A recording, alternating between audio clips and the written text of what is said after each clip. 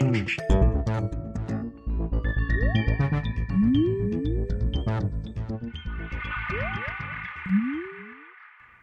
everyone, and welcome to the Vortex, where lies and falsehoods are trapped and exposed. I'm Michael Voris. As the saying goes, all good things must come to an end. And speaking of good things, perhaps the time for the United States Conference of Catholic Bishops has come to an end. Or perhaps it needs to be totally rethought, or who knows, but clearly something must be done. See, the Bishops' Conference was formed back in the 1960s, remember that decade, huh?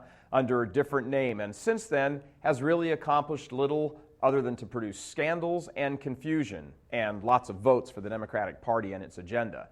Every year or so, the conference produces suggested guidelines for dioceses for implementing this program or that. Since much of what is contained in the suggested guidelines is produced by left-leaning Catholics, much of it is simply ignored by dioceses that don't agree with the underlying political bent. Even within a diocese, individual parishes ignore much of what the conference says, and frankly, this is how it should be. You see, the Bishops' Conference has no real authority, although many of the people who work there act like they do. It's all laid out rather plainly in a book co-authored by then Cardinal Joseph Ratzinger back in 1990 called The Ratzinger Report. In the book, the then Cardinal Ratzinger, now Pope Benedict, spells out very clearly that the Bishops' Conference has no real authority in the Church. On page 60, the now Pope says, quote, "The documents of the Episcopal conferences have no weight of their own save that of the consent to them by individual bishops." End quote. So, there you have it.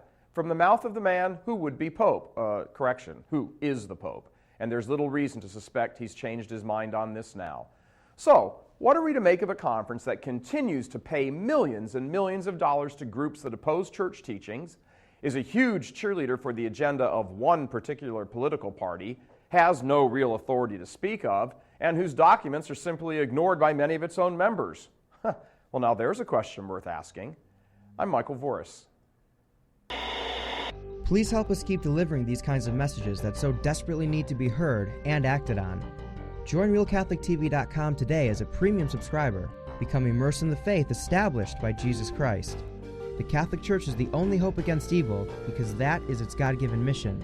As our Lord said, "Apart from me, you can do nothing."